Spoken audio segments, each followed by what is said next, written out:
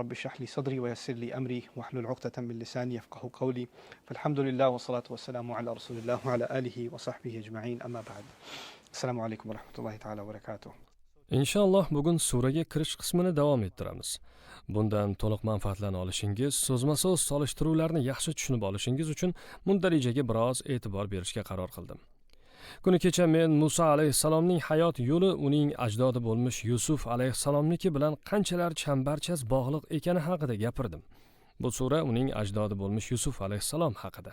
Hattoki Misr hukumat ham bu bog'liqlikdan xabari bor edi. Demak, men bugun suraning ham tarixiy ahamiyati, ham Qur'ondagi o'rnidan so'z boshlamoqchiman. Yodingizda bo'lsa, o'tgan gal men G'ofir surasiga to'xtalib o'tgandim. U Mo'min surasi ham deyiladi. 40-sura 34-oyatda iymon keltirganlardan biri Fir'avnning parlamentiga yuzlanib yuqoridagilarni eslatadi. Buni Alloh Qur'onda keltiryapti. Batahqiq bundan oldin Yusuf ochiq oydin hujjatlar ila keldi. Bu yerda biz hisobga olishimiz kerak bo'lgan bir nechta narsalar bor. Birinchidan, oyat Fir'avn ham, uning a'yonlari, parlament vakillari ham Yusuf alayhisalom haqida xabardorligini bildiryapti. Lekin u shu bilan cheklanib qolmadi. U aytadiki, Yusuf sizlarga hujjatlar bilan keldi. Ochiq oydin hujjatlar bilan keldi. Yusuf alayhisalom keltirgan hujjatlardan biri. Xo'sh, biz odatda isbotlashimiz kerak bo'lgan tezis bo'lsagina isbotga hujjatlarga muhtoj bo'lamiz. Demak, aniqki Yusuf alayhisalom misrliklarga, o'sha vaqtdagi Fir'avnga, butun qirollikka nimanidir isbotlashga uringan. Nimani isbotlashga uringan? Biz Qur'onda o'sha isbot haqida bilishimiz mumkin bo'lgani shuki, Yusuf alayhisalom ilohiy yordam sababli tushlarni ta'bir qila olardi va Fir'avnning boshqalar tomonidan bema'nigarchilikdan boshqa narsa emas deb qabul qilingan tushini Yusuf alayhisalom 7 yillik to'kinlik, farovon kunlar va unga ergashib keladigan qo'rg'oqchilik deb ta'bir qilgan. Sura davomida bu haqida so'z yuritiladi. Demak, u tushni ta'bir qilgan. Unga asoslanib, butun boshli iqtisodiy va agromadaniy siyosatni barpo qildi. Ular g'aram zahira g'amlash imkoniga ega bo'lishdi va bu 7 yildan keyingi qurg'oqchilikda suv tugab bitganda tirik qolishlariga asos bo'ldi. Suraning shu qismiga kelganda bunga yana batafsil yondashamiz. Lekin hozir ham buni muhokama qilishimiz juda muhim, chunki ochiq oydin ko'rinib turganidek, Yusuf alayhisalom boshqalar bila olmaydigan ma'lumotlarga ega edi. U yuqoriroq kuchga bog'langandi. U Allohning payg'ambari. Modomiki Yusuf alayhisalom hatto zindonda yotganida ham islom dinini yoyishdan qo'rqmagan va uyalmagan bo'lsa, aniqki u Misrda yuqori mansabga ega bo'lganida ham jim turmagan. Xoh iqtisodiy boshqaruvchilik, xoh vazirlik, xoh istalgan boshqa mansab bo'lsin, u har doim boshqalarga yakka xudolik haqida so'zlagan. Qiziq jihati shuki, uning holatida tush ta'biri ochiq oydin ilm edi. Shu tufayli u suv va ekinlarni oqilona saqlash yo'lini kashf qildi. Bu yo'l bilan Misrni saqlab qoldi. Demak, unga berilgan ilm Misrni saqlab qolishga yordam berdi. Ajoyib tomoni, Musa alayhisalomga berilgan ilm misrliklarga yo ko'zingni och yoki xonavayron bo'lasan deyilishi edi. To'g'rimi? Bu xuddi avvalgining teskarisidek. Chunki bu yerda jon saqlash haqida emas, xonavayronlik haqida xabar keltirilyapti. Ajoyib tomoni, Misrni suv saqlab qolgan edi. Oxirida Musa alayhisalom qissalarga kelib, uni vayron qilgan ham yana o'sha suv bo'ldi. Bundan chiqarishimiz mumkin bo'lgan saboq shuki, Alloh bizga bir narsaga to'g'ri yondashuv, uni ne'matga, noto'g'ri yondashuv, uni kulfatga aylantirishimiz mumkinligini uqtiryapti.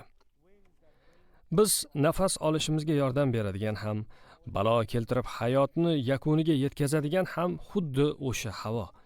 Yerga bulutlar keltirib hosilni ko'paytiradigan ham, bir insondan boshqasiga virusni uchirib boradigan ham o'sha shamol, to'g'rimi? Havo orqali yuqadigan viruslar ham bo'ladi. Shamol o'sha, lekin u ne'mat ham, balo ham keltirishi mumkin. Demak, o'rganishimiz mumkin bo'lgan darslardan biri shu edi.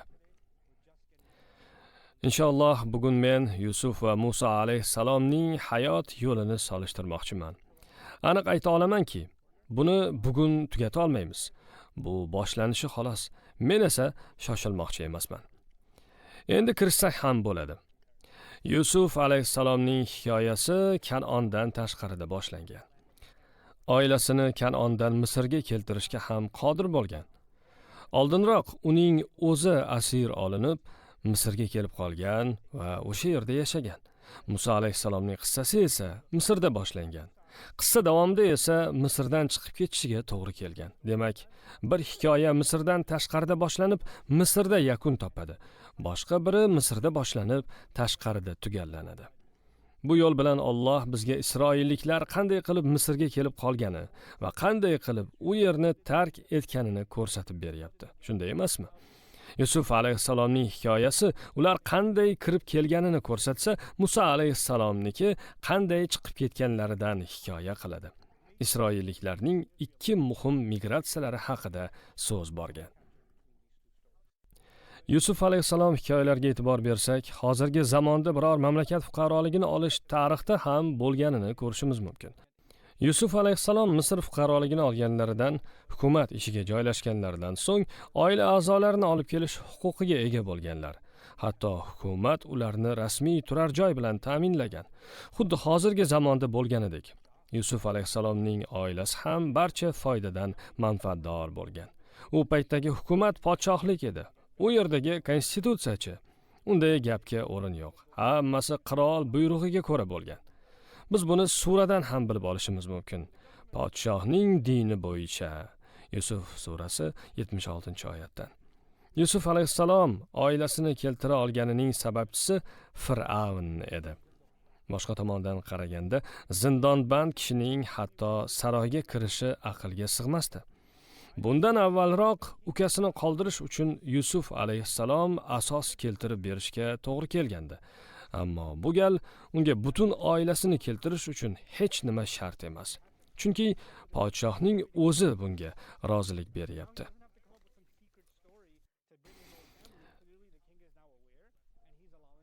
Endi Musa alayhissalomga qaytsak, Isroilliklar qo'rquvda edi.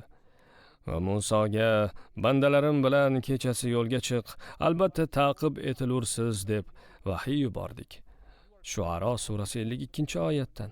Fir'avn to tongga qadar butun qo'shinini to'plab uzun nutq so'zlamoqchi edi. Bas Fir'avn shaharlarga to'plovchilar yubordi. Shubhasiz ana ular ozgina toifadirlar. Albatta ular bizni g'azablantiruvchilardir. Albatta biz hammamiz hushyormiz deb.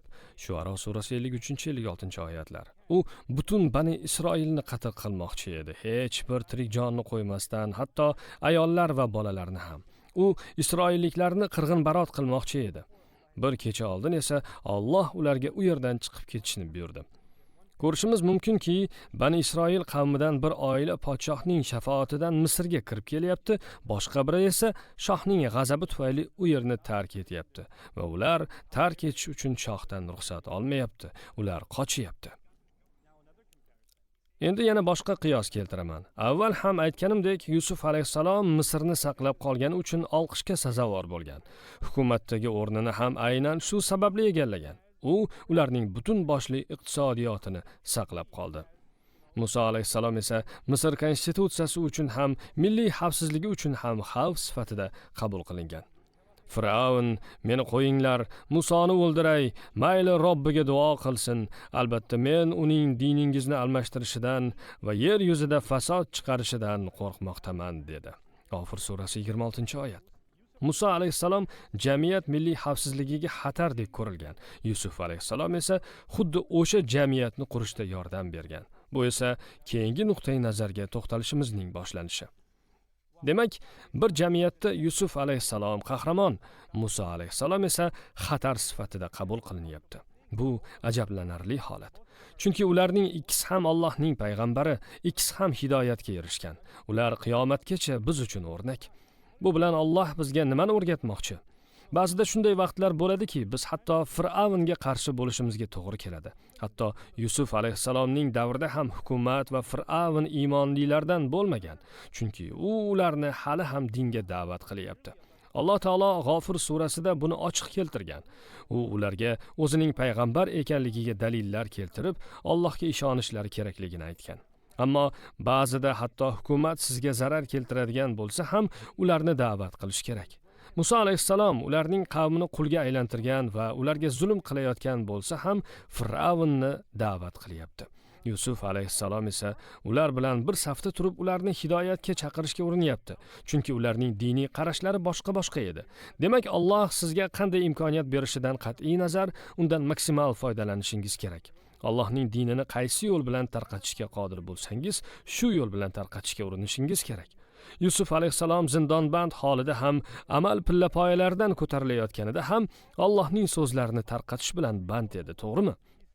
Alloh taolo iymon keltirganlar o'z aksini ko'rishi mumkin bo'lgan bir-biriga butunlay qarama-qarshi ikki shaxs qissasini keltirib beryapti. Bu xuddi Rasululloh sallallohu alayhi va sallamning hayotlaridagi holatga o'xshaydi. Habashiston podshohi musulmonlarga dushman emasdi, u nasroniy edi.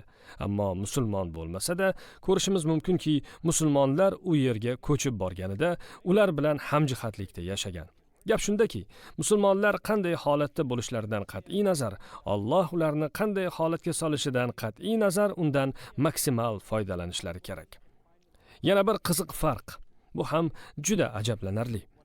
Yusuf alayhissalomning hikoyasi Kanon tashqarisida boshlangan. Ular cho'ponlik qilgan. Agar sezgan bo'lsangiz, avvalroq aynan shuning uchun uni bo'rilar yeb ketishidan qo'rqaman deyilgan.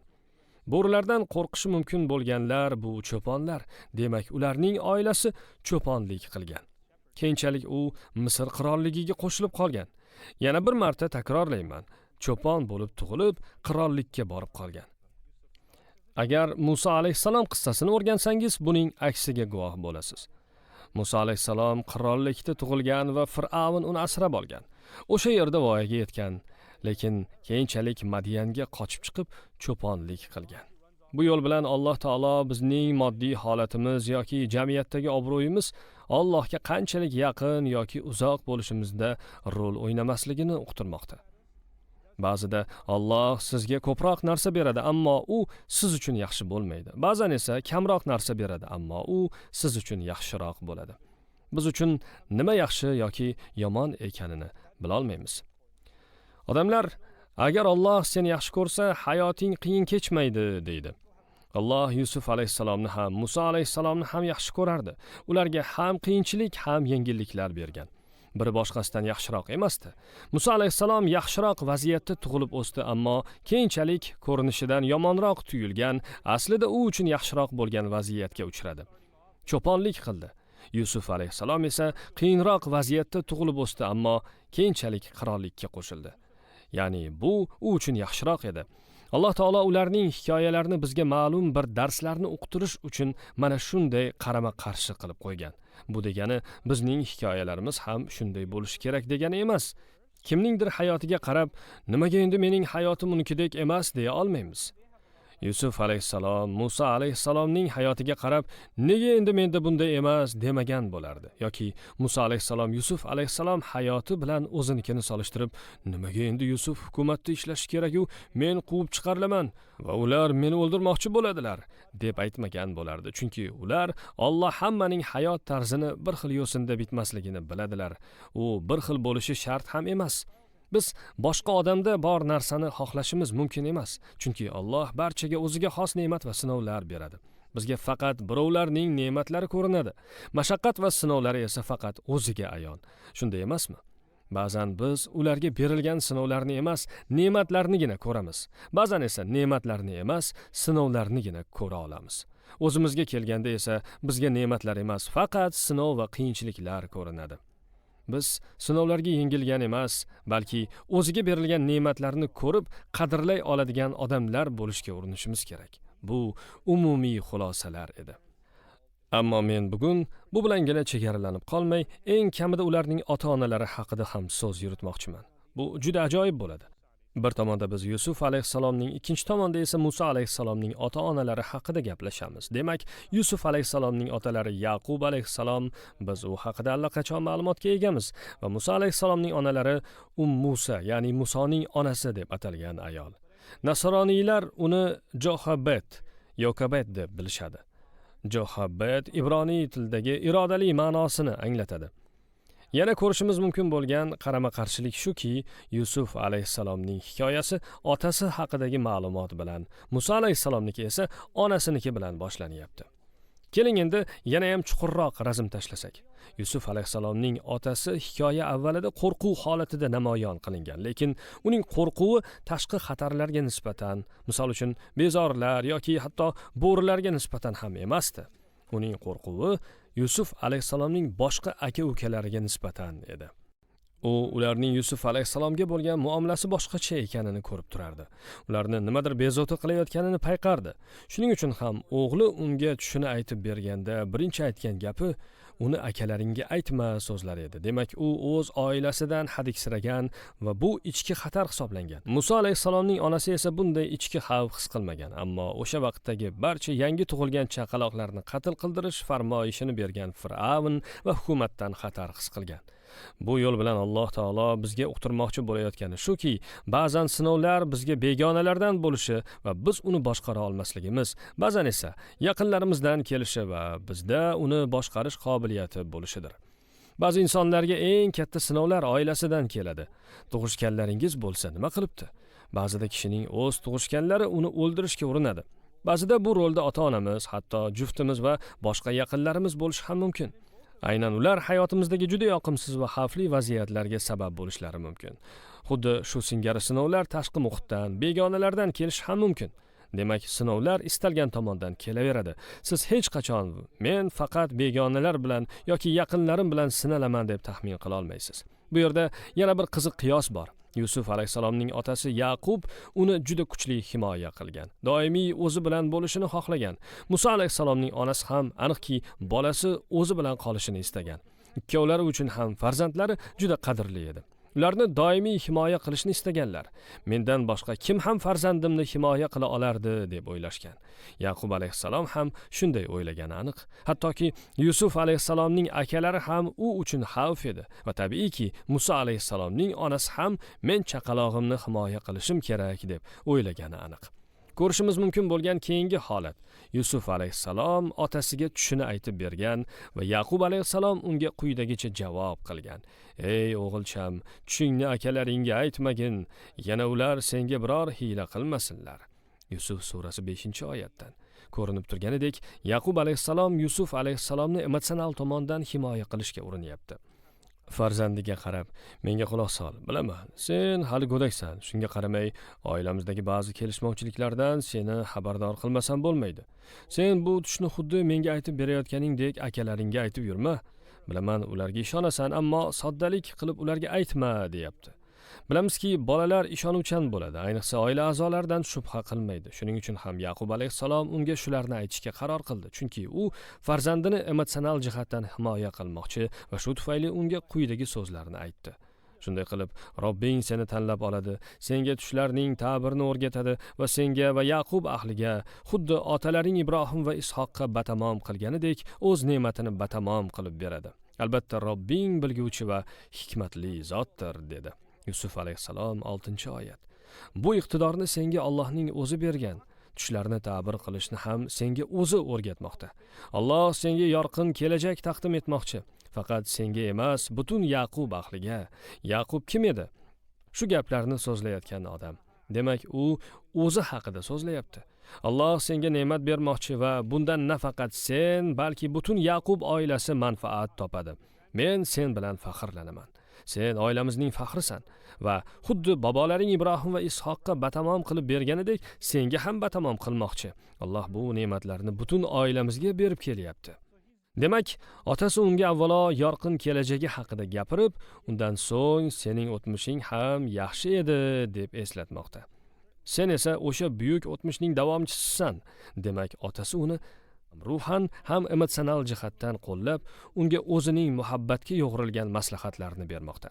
Demak, Yaqub alayhissalom oqil va dono bo'lib, farzandini ham ruhiy, ham emotsional qo'llashni bilardi. Endi biz buni Musa alayhissalom bilan solishtiradigan bo'lsak, Alloh uning onasiga ilhom qilgan ilk narsa farzandini oziqlantirish edi. Demak, u farzandini bag'riga bosib uni emizyapti. Bu jismoniy qo'llov edi. Qo'llov ikki xil bo'lishi mumkin. Biri ruhiy, emotsional, boshqasi jismoniy. Ba'zilar sizga so'zlari bilan dalda beradi, ammo bag'riga bosmaydi, to'g'rimi? Ular shunday pozitsiyada qat'iy turadi. Kuningiz juda og'ir o'tgan bo'lsa ham, oldingizga kelib, qo'lini chalishtirgancha jiddiy ohangda gapiradi. Assalomu alaykum. Qalaysan, yaxshimisan? Siz esa unga ko'z yosh qilasiz. Bunday odamlar generallarga o'xshaydi. Sizni so'zlar bilan yupatishi mumkin, ammo hech qachon bag'riga bosib jismonan qo'llamaydi. Ba'zi ota-onalar sizni bag'riga bosadi, boshingizni silaydi, aylantirishga olib boradi, ammo hech qachon siz bilan dildan gaplashmaydi. Orangizda hech qachon risoladagidek muloqot bo'lmaydi. Kuning qanday o'tdi deydi. Siz bo'ladi, yaxshi deysiz. Tamom. Ular sizni jismonan ortig'i bilan qo'llashi mumkin, ammo ruhiy, emotsional dalda bera olmaydi. Demak, Alloh bu ikki shaxsning ikki xil tomonini ko'rsatib beryapti. Avvalroq siz bilan birining otasi, boshqasining onasini keltirganini misol tariqasida ko'rdik. Odatda jismoniy g'amxo'rlik, ya'ni yegulik bilan ta'minlash, xavfsizlik masalalarini o'ylaganda xayolimizda ota gavdalanadi, to'g'rimi? Ruhiy emotsional g'amxo'rlik, suhbat, din va boshqa shu kabi narsalarni o'rgatish esa ona zimmasida. Bu yerda esa Alloh taolo mana shu ikki rolni almashtirib qo'ydi. Ikkovi ham har ikki ishni qilishi kerak. Yuqoridagi tasavvurimiz yanglish. Ba'zan ota ham emotsional suhbatlarda ishtirok etishiga guvoh bo'lamiz. Ota tashvishlaringizga ko'proq aralashib qolgan paytlar ham bo'ladi. Darsingni qildingmi? Chiqindini tashlab keldingmi? Va hokazo. Demak, bu yerda ota oilasining xavfsizligi haqida tashvishlanyapti. Yusuf alayhissalom yosh bola, Musa alayhissalom esa chaqaloq edi. Alloh taolo bu bilan shuni bildiryaptiki, farzand go'dak chog'ida ko'proq jismoniy e'tiborga ehtiyojmand bo'ladi. Quchoqlash, ko'tarish, ovqatlantirish, erkalash va shu kabilarga. Biroz ulg'aygach, ularga suhbat, ruhiy emotsional qo'llov kerak bo'ladi. Biz unga Alloh haqida, qiyinchiliklar haqida ham so'zlashimiz kerak. Otasi unga akalari haqida so'zladi. Qanchalik og'ir suhbat bo'lmasin, biz farzandlarimizga bu haqda so'zlashimiz, ularni emotsional jihatdan pishitishimiz zarur. Ularni butun umr panada saqlay olmaymiz. Ular ulg'aygani sayin ko'proq narsani qabul qilish qobiliyatiga ega bo'lib boradi. Shuning uchun biz ularga asta-sekin kattalardek muomala qilishni yo'lga qo'yib borishimiz kerak. Ba'zi onalar bolasi 14 ga kirsa ham tutu-mutu qilib ularni erkalab o'tiradi. To'xtang. Siz endi ular bilan kattalardek gaplashishni boshlashingiz kerak. Agar shunday erkalashda davom etsangiz, hech qachon ulardan erkak va haqiqiy ayol yetishtira olmaysiz. Ba'zi madaniyatlarda farzandlarni oziqlantirish, qo'llash o'rniga ularni to'xtovsiz niqtash, mazax qilish, ustidan kulish, yerga urish holatlari juda ko'p uchraydi. Hatto hazil o'rnida ham farzandga bunday muomala qilmaslik kerak. Bo'lmasam, hozirgidek passiv-agressiv, o'ziga past baho beradigan, turli targ'ibotlarga ergashib ketadigan odamlar yetishib chiqadi. Chunki eng boshidanoq ularning shaxsiyatiga noto'g'ri yondashilgan. Demak, davom etamiz. Umid qilamanki, bugun ota-onalar qiyosini yakunlab olamiz. O'zingiz ham e'tibor qaratgan bo'lsangiz kerak, ammo baribir eslatib o'tmoqchiman. Razm solsak, hech qayerda Yusuf alayhissalomning onasi, Musa alayhissalomning esa otasi tilga olinmagan. Agar siz qiziquvchan o'quvchi bo'lsangiz, Yusuf surasini o'qiyotib, buning onasi qayerda deb o'ylashingiz mumkin. Yusuf alayhissalomning onasi qani? Yoki Musa alayhissalom qissasi bilan tanishayotganda otasi-chi deyishingiz mumkin. Bir qissada atayin ona haqida gapirilmagan, ikkinchisida esa ota qoldirib ketilgan. Bu Allohning bizga saboq berish usulidir. Yusuf alayhissalom qissasida u ota namunasi, Musa alayhissalomnikida esa ona namunasini bir-biriga aralashtirmagan holda bizga ko'rsatib beryapti. Bir tomonda ota, ikkinchi tomonda esa ona keltirilgan. Bu ikki misolni biz o'zimiz uchun namuna qilib olsak bo'ladi. Ikkisida ham Alloh amalga oshirgan ajoyib o'rnak bor. Tushunyapsiz-a? Demak, o'rganib chiqishimiz kerak bo'lgan nuqtalar nechta ekan deb o'ylayotganlar bo'lsa, ichingizda aytib o'taman, ular 16 ta. Bu jonli tarzda davom etadi. Xo'p, Yusuf alayhissalom. Yaqub alayhissalom uni qo'yib yuborgisi kelmagan. Demak, ota o'g'lini qo'yib yuborishni xohlamagan, lekin axiyri o'g'illari tomonidan bo'lgan bosimlar tufayli baribir uning o'rmonga borib o'ynashiga ruxsat bergan. Boshqa tomonda esa hammaga ayon bo'lganidek, hech bir ona o'z chaqalog'ini qo'yib yuborgisi kelmaydi. O'z chaqalog'ini sandiqqa solib daryoga oqizish oson ish emas. U cho'kib ketmaydi deb hech kim kafolat bera olmaydi. Chaqaloq esa suzish sport turlari bo'yicha shug'ullantirilmagani oydek ravshan. Yana bu oddiy basseyn yoki vanna ham emas. Onalar farzandini oddiygina vannada yuvintirayotganda ham yurak hovuchlab hayajonlanib turadi. Yo, suv juda ko'payib ketdi, hushyor bo'l. Bolam cho'kib ketmasin tag'in. Bordi-yu, ona farzandi uyidagi basseynga tomon ketayotganini ko'rib qolsa, shoshib borib uni tutadi-da boshqa uyga ko'chib o'tadi. Yoki uni eri ko'tarib olib, suzish uchun sohildan suvga tomon yurganini ko'rsa, yo, qayting, bolamni qaytarib bering, o'zingiz nima qilsangiz qiling deb vahimaga beriladi. Onalar bolasini iloji boricha suvga yaqinlashtirmaslikka harakat qiladi, ammo Musa alayhisalomning onasiga farzandingni sandiqqa solib oqib turgan daryoga qo'yib yubor deb buyurilyapti. Hovuz, havza yoki ko'l emas, aynan daryoga. Misr daryolari bir tekisda oqmaydi. Shuning uchun hattoki tajribali suzuvchilarga ham ular qiyinchiliklar tug'diradi. Oqim hatto ularni ham istalgan tomonga olib keta oladi. Ularda ko'plab qoya toshlar ham bor bo'lib, suzib ketayotgan sandiq urilib ketishi hech gap emas, yoki bir kuchli to'lqin paydo bo'lib, uni ag'darib qo'yish ham mumkin. Demak, ayol qilish kerak bo'layotgan ish hech bir mantiqqa to'g'ri kelmaydi. Lekin bu uni qanday uddaladi? Qur'ondan bilishimiz mumkinki, bunga uni Allohning o'zi ilhomlantirgan va Musoning onasiga uni emizaver, bas unga yomonlik yetishidan qo'rqqan chog'ingda uni daryoga tashla deb vahiy qildik. Qasos surasi 7-oyatdan. Demak, bu aqlga sig'dirib bo'lmas vazifani u Allohning vahiysi yordamida uddalagan. Endi bu mavzuga yanada chuqurroq kirishaman. Yusuf alayhisalomning akalari otalari oldiga kelib, Yusuf biz bilan o'ynashga ruxsat bering deganlarida otalari yo'q, men xavotirlanaman, siz uni uzoqqa olib ketsangiz-chi, men qo'rqaman, uni ishonib topshira olmayman deb javob qaytardi.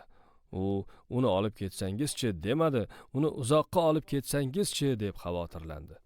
Sezgan bo'lsangiz, uning miyasida bu qo'rquv avvaldan mavjud bo'lgan va u haq edi. Farzandlariga sizlarning o'y xayollaringiz joyida emas dedi. U uni olib ketishingiz meni xafa qiladi. Siz undan g'ofil qolsangiz, uni bo'ri yeb ketishidan qo'rqaman dedi. Ular esa bo'ri, qanaqa bo'ri? Biz hech qanday yirtqichlardan qo'rqmaymiz. Axir ular bizni ko'rsa qochib ketadi-ku, biz ularni ovlaymiz-a deyishdi. Ular agar biz ko'pchilik bo'lib turib, uni bo'ri yeb ketsa, unda biz ziyonkorlardan ekanmiz-da dedilar. Qo'ysangizchi, axir undan avval ham shuncha ukalarimiz bo'lgan, nahotki unga ko'z quloq bo'la olmasak, demak ular otalariga mantiqiy sabablar keltirib beryapti. Keltirilgan shuncha sababdan so'ng ota kuchli bosim ostida qolib, uni qo'yib yuborishdan o'zga yo'li qolmadi. Masala shundaki, onaga millionta sabab keltirib berilsa ham agar u bolasi xavf ostida bo'ladi deb o'ylasa, uni hech qachon qo'yib yubormaydi. Xohlaganingizcha bahona yoki sabab keltiring, foydasi yo'q. Farzandlaringiz aytishi mumkin: "Ona, men kollejga bormoqchiman." "Nima? Uydan uzoqqami?" "Ha, chunki u eng zo'ri." "Menga farqi yo'q. Baribir hech qayerga bormaysan." "Ona, meni qabul qilishdi." "Farqi yo'q dedim-ku. Axir grant yutib oldim." "Menga baribir.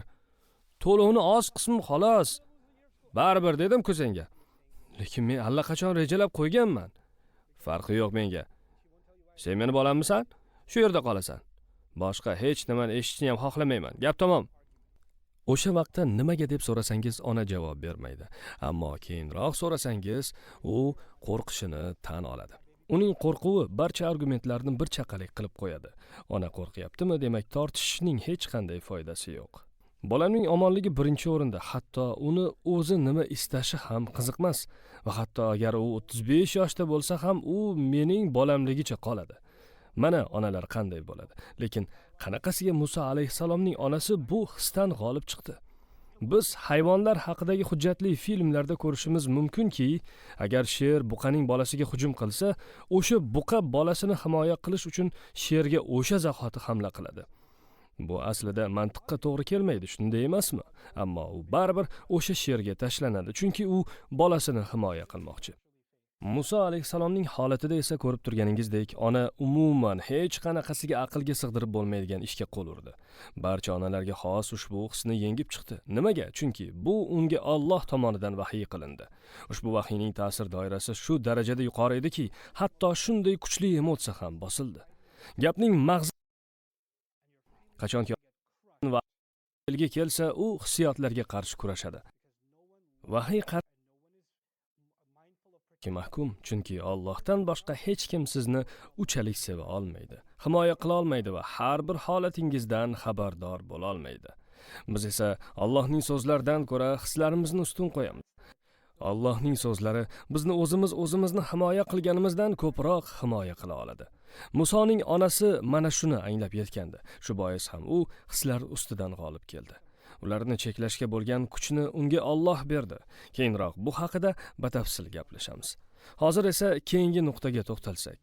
Ota 3 turdagi hissiyotni ifodalayapti. Bu meni tashvishga soladi, uni olib ketishingiz meni xafa qiladi va meni xavotirga qo'yadi. Demak, tashvish va xavotir ikki xil hissiyot. Muso alayhissalomning onasiga ham qo'rqma va xafa bo'lma deyilyapti Qasos surasining 7-oyatida. Yana aksi. Ba'zan xavotir avval paydo bo'lib, tashvish keyin keladi. Ba'zan esa avval tashvish, keyin esa qo'rquv. Inshaalloh suraning shu qismiga yetganda bu emotsiyalarga batafsil to'xtalamiz. Qo'rquv va tashvish. Ularning ketma-ketligi nega bunchalik muhim ekanini tushunib olamiz. Chunki odamzod qiyin vaziyatlarni boshdan kechirganda, ba'zan avval tashvish chekib, keyin qo'rquv paydo bo'lsa, ba'zan avval qo'rquv yuzaga chiqib, keyin uzun tashvish boshlanadi. Inshaalloh bularni yana batafsilroq muhokama qilamiz. Keyingi qiyos. Akalari qonga belangan kiyimni keltirganda ota yig'lab yuboradi. Ular o'zlaridan to'qib, siz haq bo'lgan ekansiz, ota, rostdan ham uni bo'ri yeb ketdi. Qanday bo'ldi bilmayman, bilib bo'lmaydi, dedi. Hikoyani eshitgach, ota xafa bo'ldi. U, yo'q, sizga havoi nafsingiz biror ishni ziynatlab ko'rsatibdi. Endi chiroyli sabrdan boshqa choram yo'q. Siz vasf qilayotgan narsada yordam so'raladigan zot yolg'iz Allohning o'zi, dedi. U Allohdan yordam so'radi. Sabrli bo'lishga harakat qildi, lekin baribir ularga qarshi gapirdi. Keyinchalik esa ko'z nurini ham yo'qotadi. Bu tomonda esa Muso alayhissalomning onasi uni sandiqqa solib, uni oqib ketishiga qarab turibdi. Bunday qarorga qo'l urgan ona 5 soniya o'tgach, "Ey Xudo, bu mening bolam" deb baqirib dod soladi. Musoning onasining qalbi bo'shab qoldi. Mo'minlardan bo'lishi uchun qalbini mustahkam bog'lamaganimizda uni bildirib qo'yishiga sal qoldi. Qasos 10-oyat. Yaqub alayhissalom sabr so'zini ishlatyapti, yig'layapti. Muso alayhissalomning onalari esa hissiyotlarini tutib qolishi kerak edi. Chunki askarlar kirib kelganda ham ular chaqaloqni emas, yig'layotgan onani ko'rishi va "Nimaga yig'layapsan? Chaqaloqing qani?" deb shubhaga borishi mumkin. Shuning uchun u hamma hissiyotlarni ichiga yutishga majbur edi. Aslida Allohning o'zi uni shunga qodir qilib qo'ygandi. Qalbini mustahkam bog'lamaganimizda. Bu ham muhim, chunki bizda savol tug'iladi. U bunday kuchni qayerdan olyapti? Hissiyotlarni qanday tutib turibdi? Hatto u bolasini suvga qo'yib yubormasidan avval Alloh unga "Biz albatta uni senga qaytarguvchimiz. Uni senga qaytaramiz, uni qaytaramiz" deyapti. Yaqub alayhissalomga bunday va'da berilmagan. Yusufni qaytaramiz deyilmagan. Menga bundan ham qiziqroq tuyulgan jihat nima bilasizmi? Yaqub alayhissalom payg'ambar edi, u esa yo'q. Va odatda vahiy payg'ambarga kelishi kerak. Payg'ambar bo'lmagan inson esa vahiy olmasligi kerak. Yaqub alayhissalom payg'ambar bo'lib turib, Yusuf alayhissalom qaytishi to'g'risida vahiy olmayapti. Payg'ambar bo'lmagan Muso alayhissalomning onasiga esa bolasi qaytarilishi to'g'risida vahiy keltirilyapti. Chunki Alloh istagan kishisining qalbiga yeta oladi. Agar u arini ilhomlantirishni xohlasa, ilhomlantiradi. Alloh aytadi: "Va asalariga vahiy qildik." Nahl surasi 68-oyat. Shunday ekan, asalariga vahiy qilgan Rob mo'minning qalbiga ham vahiy qilaveradi. Demak, ba'zan hatto payg'ambar bo'lsangiz ham Alloh vahiysi bilan qalbingizga yengillik bermasligi mumkin ekan.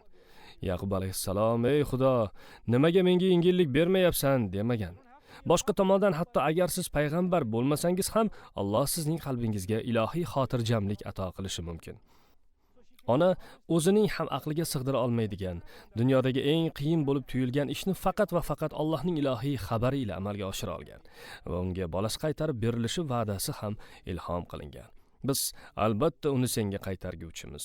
Qasos surasi 7-oyat. Keyingi nuqta. Yusuf alayhisalomning otasi farzandi yo'qolganini eshitganidan sal o'tgach to'xtovsiz yig'lay boshladi, chunki u farzandiga nima bo'lganini bilmaydi. Yagona biladigani ular uni o'ldi deb yolg'on to'qiyotganlari. Farzandi o'lganini aniq bilish va unga o'zi aslida nima bo'lganini bilmaslik hissi o'rtasida juda katta farq bor. Ayniqsa unga nima bo'lganini aniq biladiganlar qarshingizda yolg'on gapirib turgan bo'lsa. Bu shu qadar og'ir holat ediki, u yig'isini umuman to'xtata olmay qolgan. Qur'onda shunday ta'riflanadi: "Oh Yusuf" deb ko'zlariga oq tushdi. Yusuf surasi 85-oyatdan.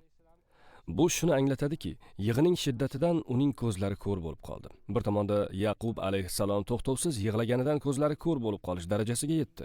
Alloh unga farzandi haqida na biror xabar, na biror va'da bermadi.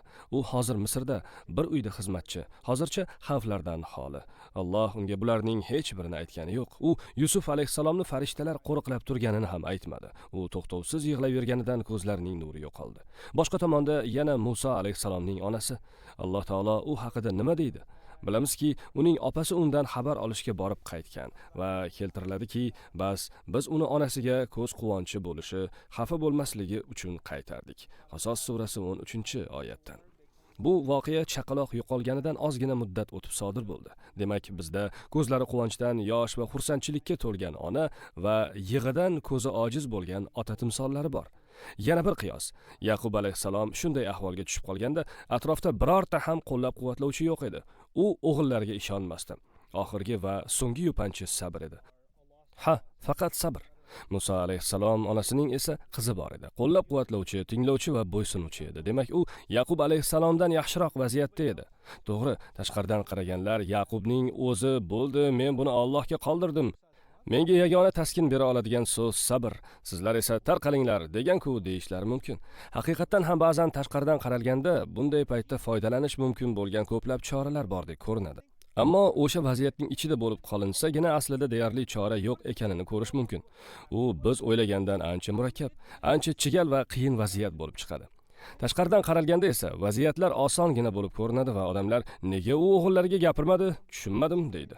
Musa alayhissalomning onasi esa bolasini oqizib yuborganda, go'zal sabr menga, baribir Fir'avn bilan kurasha olmayman, menga zarur bo'ladigani sabrdir demadi. Yo'q, u qizini chaqirib borib ularga ergash deb buyurdi. Bilasizmi nima? Agar u hech nima qilmaganida ham biz tushunardik. Ehtimol biz, shuda endi u bu vaziyatda nima ham qila olardi? Butun boshli Fir'avn va uning kuchli qo'shiniga qarshi chiqa olmaydi baribir. Sabr qiladi. Ustiga ustak Alloh unga farzandini qaytarishni va'da qilgan bo'lsa degan bo'lardik. Bilasizmi, bu yerdan nimani o'rganamiz? Ba'zida siz ma'lum yo'lni tutishingiz osondek ko'rinadi, ammo haqiqatda unday emasligi faqat sizga ayon bo'ladi. Boshqalar sizni o'sha ma'lum yo'lni tuta oladi deb o'ylaydi. Boshqa tomondan esa ba'zan dunyo sizning qo'lingizdan hech nima kelmaydi deb o'ylaydi. Aslida esa siz uni uddalay olasiz. U ham bunga imkon topdi va qiziga ularni kuzatib borishni tayinladi. Ularni kuzatib borish Misr armiyasini yakson qilmasdi. Shunchaki ularga ergashib chaqaloqni asrab qola olmasligini ham bilardi, ammo eng kamida ular uning bolasini qayerga olib ketayotganini aniqlay olardi. Demak, u o'sha vaziyatda qo'lidan nima kelsa, hech ikkilanmay shuni qildi. Alloh bizga bu yo'l bilan biz nima bo'lishidan qat'iy nazar holdan toyib ketgan bo'lsak ham nimadir qila olamanmi deb atrofdan chora va chiqish yo'li izlashimiz kerakligini uqtirmoqda. Juda noiloj vaziyatda qolib ketilsa, qilishimiz mumkin bo'lgan nimaiki bo'lmasin, kimning, hatto yosh bolaning ko'magi bilan bo'lsa ham bundan chiqib ketaman deya olish kerak. Uning holatida yosh bola yordam beryapti. Ba'zi insonlar menda qo'llab-quvvatlovchi yo'q, mening og'rig'imni hech kim tushuna olmaydi, yordam bera olmaydi deb qo'l qovushtirib o'tiradi. Qarang, bu yosh bola edi. Ba'zan yordam bizga umuman kutmagan tomonlardan keladi. Ammo Yaqub alayhissalomning vaziyati boshqacha edi. U chinakamiga ajralib qolgan, o'g'illari muttaham, yoshi ham kattalashgan edi. Eng kichik o'g'li ham go'dak edi. Hali o'zini uddalay olmasdi. U Benyamin edi. Demak, Yaqub alayhissalomning hech qanday qo'llab-quvvatlovchisi bo'lmagan. Alloh bizga atrofimizda foydalanishimiz mumkin bo'lgan qanday yo'l bo'lsa, uni tutishimizni o'rgatmoqda. Yana biri esa biz shunchaki Allohga tashlab qo'ymaymiz. Allohga ishonish shuni anglatadiki, Alloh hayotimizga bizga ne'mat va yordam beruvchi bo'lgan kimnidir yoki nimanidir yuborib qo'yadi. Ammo ulardan biz o'zimiz foydalanishimiz kerak. Biz farishtalar tushib bizga yordam berishini kutib o'tirmasligimiz kerak. O'zimiz harakat qilishimiz shart. Allohning yordami mana shu. Demak, uning qizi ham Allohning yordami edi. Ketdi. Aytgancha, inshaalloh keyingi chiqishimizda tug'ishganlar haqida suhbatlashamiz. Bugunning mavzusi ota-onalar edi. Tug'ishganlari haqida keyinroq to'xtalamiz. Bu mavzu deyarli yopilib qoldi. Yoqub alayhisalomning umidi so'nmagandi. U hali ham optimistik ruhda. Yusuf alayhisalomni sog'inyapti va kelishini intiqlik bilan kutyapti. Agar u Yusufni o'ldi deb o'ylaganida, u bunchalik uzoq qayg'uda yashamasdi. Shunchaki taqdirga tan berardi, qo'yardi. Ammo u hali ham yig'layapti. Aynan umid uni yig'latyapti, ammo hali ham hech qanday vahiy kelgani yo'q. Musa alayhisalomning onasi esa umidini vahiy tufayli saqlab qoldi. Bu nimani anglatadi?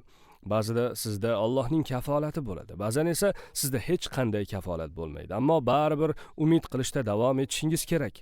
Bizga uqtirilayotgan yana bir narsa yig'lash normal holatligi. Hattoki ko'z nuringizni yo'qotadigan darajada yig'lash ham normal holat. Shu darajada qattiq g'amga botganingizdan o'limga yaqin borganda ham sizga sevimli biror kimsa yoki narsani eslab yurishingiz normal. Yaqub alayhisalomning o'g'illari unga Allohga qasamki, toki madordan ketguningcha yoki halok bo'luvchilardan bo'lguningcha Yusufni zikr qilaverasan dedilar. Yusuf surasi 85-oyat. Nima? Sen o'lguningcha Yusufni eslamoqchimisan? O'zingni o'zing halok qilyapsan-ku. Alloh bizga ba'zan qayg'u chindan ham juda chiroyli bo'lishini bildiryapti. Bunday paytda siz o'sha qayg'urayotgan odamga qarab, bo'ldi, bas qil deyapman deya olmaysiz. Payg'ambarki shunda yig'layotgan ekan, payg'ambarki shu darajada g'amga botgan ekan, siz boshqa birovga bo'ldi-da, sal sabrliroq bo'lsangchi, sal mo'minga o'xshagin deya olmaysiz. Yaqub alayhisalomdan yaxshiroq bo'lmoqchimisiz? Qiyin vaziyatlarni boshdan kechirayotgan odamlarga nisbatan empatiya hissini shakllantirishni o'rganishimiz kerak. Sabr siz o'ylagan narsa emas, ya'ni sabr bu yig'lamaslik emas, u sabr qilayotgan edi. U o'ziga go'zal sabr tiladi. U sabr timsoli bo'lgan payg'ambarlardan edi. Shunda ham u yig'layapti. Uning emotsional jihatdan sillasi qurigandi. Agar siz shunday holatga tushsangiz, bu sizga sabr yetishmayotganini bildirmaydi. Sabr kamlik qilishi shuki, emotsiyalaringiz sizni Allohga osiylik qilishga yoki unga bo'lgan umidlaringizni yo'qotishga chorlaydi.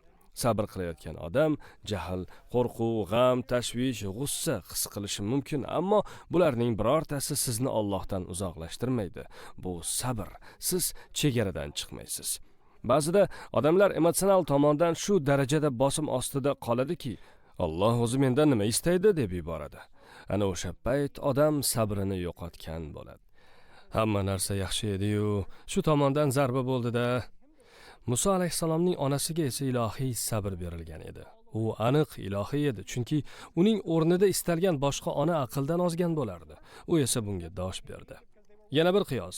Yusuf alayhisalomning otasi o'g'li bilan ko'p yillar o'tib didorlashdi, shunday emasmi? Yillar o'tib, demak u yillab yig'ladi. Musa alayhisalomning onasi esa chaqalog'i bilan bir necha soatlar ichida qayta topishdi. Oz soatlar ichida, ajoyib. Bunisini men yozishim ham kerak bo'lmadi. Yusuf alayhisalom barcha oila a'zolarini, otasi, aka-ukalarini bir joyga jamladi. Chunki rizqni Alloh unga berib, ta'minotchilikni zimmasiga yukladi. O'sha paytda nafaqat ocharchilikda qolib ketgan oilasi, balki butun mamlakat ta'minoti uning zimmasida edi. Uning oilasi nima uchun Misrga kelgandi? Ular ocharchilikda edilar. Demak, ular aynan shu tufayli Yusuf alayhisalom huzuriga kelishga majbur bo'ldi. Musa alayhisalom qissasida esa Musoning onasi Muso och qolgani uchun uning yoniga kelgandi. Sut ichish kerak bo'lgan Muso edi, onasi uni ovqatlantirishga kelgandi. Subhanalloh. Rizq har xil joydan kelishi mumkin. Ba'zan ota-ona bolasi uchun rizq eshigi bo'lsa, ba'zan farzand ota-onasi uchun rizq eshigi bo'lib qoladi. Barcha ma'lumotlar shu tariqa bir-birining qarama-qarshisi bo'lib keltirilavergani juda ajoyib, juda ham ajoyib. Go'dak chog'imiz, ota-onamiz bizni rizqlantiradi. Xuddi Musa alayhisalomning onasi uni oziqlantirganidek. Keksayib rizq talabiga qodir bo'lmay qolganida esa biz bunda ularga yordamchi bo'lamiz. Ikki hikoyaning chambarchas bog'liqligi orqali chiqarishimiz mumkin bo'lgan saboq bu. Demak, Yusuf alayhissalom otasiga tushini aytib berganida otasi buni sir saqla degani yodingizdami? Unga buni albatta sir saqlash kerakligini aytgandi. Musa alayhissalom qissasida ham sir haqida so'z ketgan. Undagi sir shu ediki, uning onasi qiziga, ya'ni Musa alayhissalomning opasiga ukasini kuzatib borishni buyurgandi. Ammo bilasizmi, Qur'on buni shunday tasvirlaydi. Bas uni bir chetdan ko'rdi, ya'ni uni shunchaki kuzatyapti. Musa alayhissalomning yoniga borib, qarang, bu mening ukam, men esa uni kuzatyapman deb qichqirmayapti. U shunchaki oqayotgan ukasi bilan tengma-teng daryo bo'yida ketib boryapti va ko'zining bir cheti bilan uni kuzatyapti. Qarayotganini boshqa odamlarga sezdirmayapti. Atrofdagilar bu uning ukasi ekanini payqamasdi ham. U buni sir saqladi. Boshqacha aytganda, u bu sirni, ya'ni u o'zining ukasiligini sir saqladi. Keyinchalik u yana bir narsani sir saqladi. Fir'avnning ayonlari uni emizish uchun odam qidirib kelganida u, bas men sizlarga uni siz uchun kafillikka oladigan va unga nasihatgo'y bo'lguvchi ahli baytni aytib beraymi dedi. U aslida o'z oilasi haqida so'zlayotgan bo'lsa ham buni bildirmayapti. U nima dedi? Asosiysi u buni sir saqladi. Demak, bu yerda ikki xil turdagi sirni ko'ryapmiz. Birinchisida Yusufning otasi unga sir saqlashni buyuryapti. Ikkinchisida esa Musa alayhissalomning opasi sir saqlayapti. Xo'sh, bu nima uchun muhim? Ba'zida bolalar o'zi aqlli bo'ladi, ba'zan esa bunday bo'lmaydi. Yusuf yosh, sodda va juda beg'ubor edi. Agar u ko'rgan tushidan xursand bo'lsa, shunchaki borib akalariga aytib qo'yishi mumkin edi. Shuning uchun unga akalaringga aytma deb tayinlash lozim edi. Chunki otalar farzandlari qay darajada soddaligini va osongina chuv tushib qolishi mumkinligini biladi. Shuning uchun ham ogohlantiradi. Lekin Musoning opasi puxta, pishiq edi. U Misrning kuchli bosim ostida yashash qandayligini yaxshi bilar, har kuni askarlarni ko'rar va tashqi hayot bilan yaxshi tanish edi. Onasi unga shunchaki izidan bor dedi, xolos. Buni sir saqla, hech kim bilmasin kabi gaplarni gapirib o'tirmadi. Qizaloq o'zicha bilib hammasini yashirdi. Onasi unga, agar ular kelib senga bir narsa desa, opasi ekaningni aytma deb tayinlashiga ham hojat yo'q edi. U o'z farosati bilan bularni fahmladi. Tasavvur qilyapsizmi? Ko'ryapsizki, Musoning opasi bu tomondan zakiyroq edi. Demak, ba'zan Allohning o'zi bizga puxta, pishiq, o'tkir farzand beradi. Siz esa ota-ona sifatida qaysi farzandingiz qay tomonlama o'tkir, qay tomonlama epsizroqligini bilib olishingiz kerak.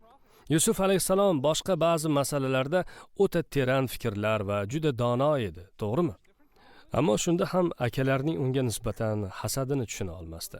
Musa alayhissalomning opasi esa payg'ambar bo'lmasa ham, vahiy kelmasa ham ba'zi narsalarni yaxshi fahmlardi.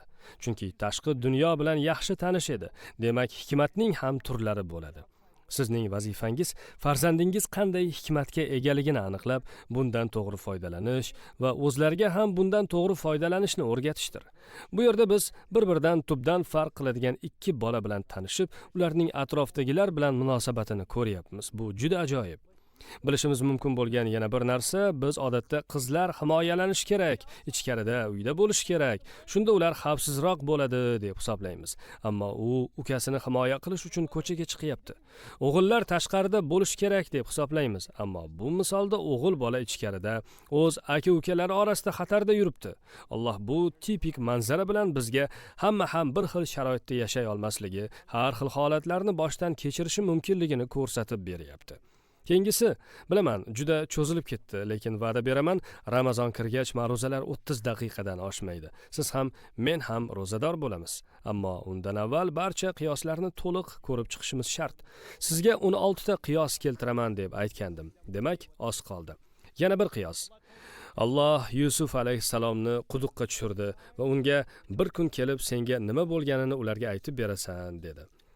Alloh unga qayta diydor bo'lish haqida xabar berdi. Boshqa tomonda Musoning onasiga ham sen va sening go'daging tezda birlashtirilasizlar deyilgandi. Bir tomonda qayta topishish haqida bolaga xabar berilyapti, ikkinchi tomonda esa onaga. Subhanalloh. Bunisi qisqa. Yusuf alayhissalom ota-onasi bilan qayta ko'rishdi va ularni taxtga ko'tardi. Ota-onasini taxtga ko'tardi. Musa alayhissalomning onasi esa o'g'lining oldiga xizmatkor sifatida keldi. Yusuf alayhissalom oxir-oqibat qirollikka kirib bordi va ota-onasiga ham shunga yarasha munosabat ko'rsatdi. Muso alayhissalom esa boshida qirollikda edi va onasi sirli ravishda unga xizmatkordek yurishga majbur edi. Alloh bizga bu bilan shunday saboq beryaptiki, biz hatto ota-onamizga qanday usulda xizmat qilishni ham tanlay olmaymiz. Ba'zan biz ularni taxtga ko'tarishga qodir bo'lishimiz, ba'zida esa o'zimiz taxtda bo'lsak ham ularni unga yaqin yo'lata olmasligimiz mumkin. Chunki vaziyat shuni taqozo qilmoqda. Bu farzand ota-onasiga ehtirom ko'rsata olmaganini bildirmaydi. Alloh taolo har kimning vaziyatini turlicha qilib qo'ygan. Har kimga turli chegaralar qo'ygan va siz ana o'sha chegara doirasida harakat qilishga majbursiz. Ota-onasiga sizdan boshqacha usulda ehtirom ko'rsatayotgan odamga qarab turib, qaniydi men ham ota-onamga shunday qila olganimda deya olmaysiz. Balki Alloh peshonangizga boshqa holatlarni bitgandir. Balki siz o'z holatingizdan kelib chiqib aynan nima qila olishingiz haqida o'ylaganingiz ma'quldir. Bu Alloh bizlarga vaziyatlar qanchalik turli-tuman bo'lishini ko'rsatib berishining o'ziga xos usulidir. Va nihoyat, aslida men sizga bu haqda gapirib bo'ldim, ya'ni Musa alayhissalomning opasiga hech qanday ko'rsatmalar berilishiga hojat bo'lmagani haqida. Demak, bemalol yakunlasak ham bo'laveradi. So'nggi sahifaning nomi Rahmat ko'rishguncha deb nomlanadi. Shu yergacha kelganimizdan juda mamnunman. Salomat bo'ling. Assalomu alaykum va rahmatullohi va barakotuhu.